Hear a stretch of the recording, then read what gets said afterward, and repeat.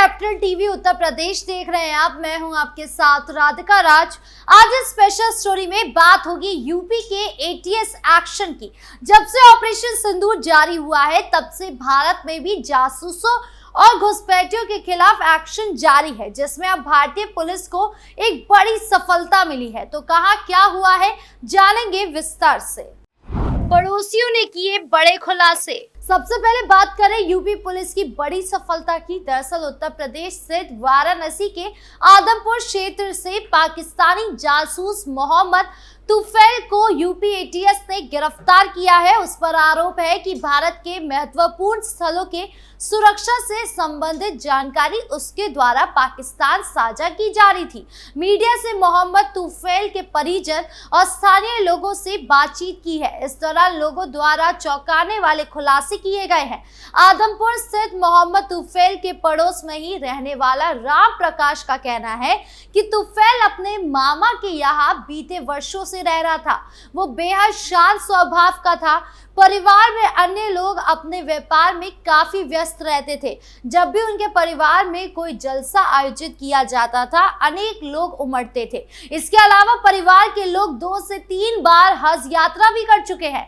आसपास के लोगों से संपर्क काफी सीमित था, लेकिन कभी ऐसा आभास नहीं हुआ कि पाकिस्तान के तुफैल जासूसी भी कर सकते हैं।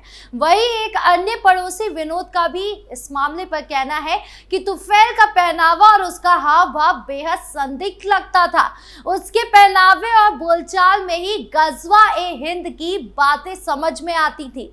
वहीं इस मामले पर मीडिया से बातचीत के दौरान तुफैल ने ममेरा भाई सकलीन ने कहा कि परिवार के किसी भी व्यक्ति का पाकिस्तान से कोई संपर्क नहीं है। तुफैल कैसे उनके संपर्क रखता था, इसके बारे में कोई और आभास ही नहीं था। लेकिन अगर ये आरोप सही साबित हो रहा है तो निश्चित है कि ये पाप होगा। देश विरोधी गतिविधियों में जाना ये किसी को भी स्वीकार नहीं होगा। वीडियो से लेकर अलग अलग जगह की जानकारी साझा करने के संबंध में परिवार के किसी भी सदस्य को जानकारी नहीं थी कि तुफैल पाकिस्तान के संपर्क में है। हम बिल्कुल भी पक्ष में नहीं है कि कोई भी व्यक्ति देश के साथ धोखा करे। बिल्कुल ये पाप की तरह होगा और इस मामले में कानून का जो भी आदेश होगा वो हमें स्वीकार होगा। बता दें कि दिल्ली में रहकर स्क्रैप का काम करने वाले मोहम्मद हारून को यूपी एटीएस ने गिरफ्तार किया है। मोहम्मद हारून पाकिस्तान उच्चायोग में नियुक्त मोहम्मद मुजिमल हुसैन के साथ मिलकर पाकिस्तान का वीजा दिलवाने के नाम पर वसूली करता था। पाकिस्तानी उच्चायोग के मोहम्मद मुजिमल हुसैन के संपर्क में आने के बाद हारून दिल्ली समेत कई महत्वपूर्ण स्थान की जानकारियां देने लगा था। पाकिस्तान उच्चायोग नई दिल्ली के कर्मचारी मुजिमल हुसैन को भारत सरकार द्वारा पहले ही पर्सोना नॉन ग्रेटा घोषित करते हुए देश छोड़ने का आदेश दे दिया। इसी मुजिमल हुसैन का करीबी मोहम्मद हारून पकड़ा गया। मोहम्मद हारून की पाकिस्तान में रिश्तेदारी है, जिस कारण पाकिस्तान आने जाने के लिए उसकी मुजिमल हुसैन से मुलाकात पाकिस्तान उच्चायोग में हुई थी। बताया गया कि मुजिमल हुसैन के साथ मिलकर हारून वीजा दिलाने के नाम पर अलग अलग खातों में कई लोगों से पैसा जमा करवा रहा था। मोहम्मद हारून ने जानबूझकर पाकिस्तानी नागरिक मुजिमल हुसैन को भारत की आंतरिक सुरक्षा से जुड़ी कई महत्वपूर्ण जानकारी साझा की। मुजिमल हुसैन के कहने पर हारून ने कई बैंक खाता उपलब्ध कराए थे। दिल्ली से गिरफ्तार हारून को लेकर बताया गया कि वो पाकिस्तान प्रायोजित राष्ट्र विरोधी संगठन से जुड़कर भारत के विरुद्ध कार्य करने व पाकिस्तान के लिए जासूसी करने वाले को दिल्ली से 22 मई को यूपी एटीएस ने गिरफ्तार किया है। एटीएस उत्तर प्रदेश को सूचना प्राप्त हुई थी कि एक व्यक्ति मोहम्मद हारून पुत्र अतीकुर रहमान वो पाकिस्तान उच्चायोग में नियुक्त कर्मचारी मुजम्मल हुसैन के साथ मिलकर पाकिस्तान का वीजा दिलवाने के नाम पर अवैध वसूली कर रहा था। उसके साथ राष्ट्र हित से जुड़ी सुरक्षा संबंधित सूचना साझा कर देश विरोधी गतिविधियों में संलिप्त था। एटीएस को पता चला कि तुफैल निवासी उपरोक्त पाकिस्तान के कई लोगों के संपर्क में है। तुफैल पाकिस्तान के प्रतिबंधित आतंकी संगठन तहरीक ए लबैक के नेता मौलाना शाद रिजवी के वीडियो व्हाट्सएप ग्रुप में शेयर करने के बाद गजवा ए हिंद करने, बाबरी मस्जिद का बदला लेने और भारत में शरीयत लागू करने संबंधित संदेश साझा करता था।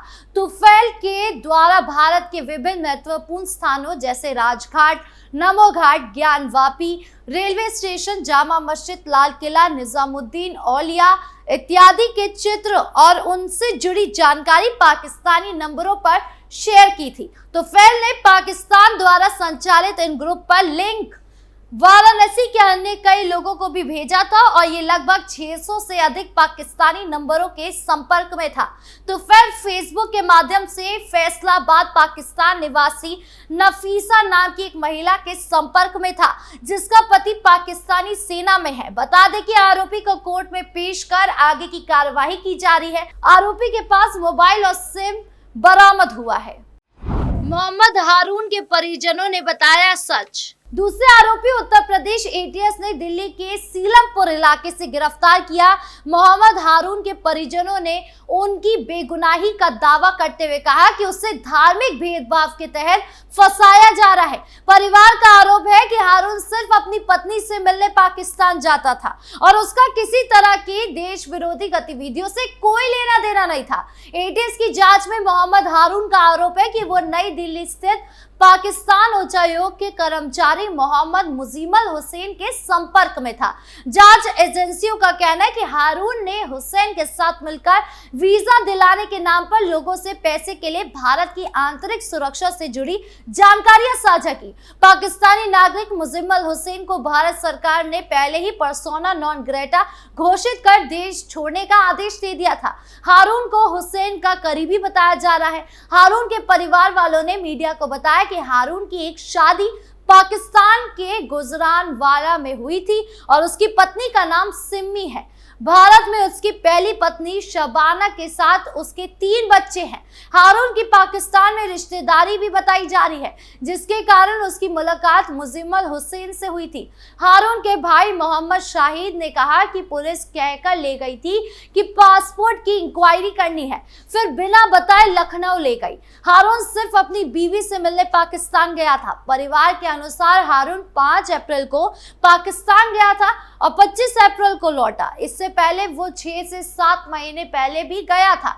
हारून की मां रुकैया ने बताया था हारून की शादी पाकिस्तान में हुई है, लेकिन वो कोई गैर कानूनी काम नहीं करता। पुलिस उसे जबरन उठाकर ले गई। मैं खुद हार्ट का मरीज हूं और दवा लेने गई थी, तभी वो ले गए। इसी बीच यूपी एटीएस की जांच अभी जारी है। हारून पर आरोप है कि उसने पाकिस्तान उच्चायोग के कर्मचारी के कहने पर बैंक खाते भी उपलब्ध कराए और महत्वपूर्ण जानकारी साझा की। एजेंसियों के अनुसार वो वीजा दिलाने के नाम पर लोगों के पैसे वसूलता था।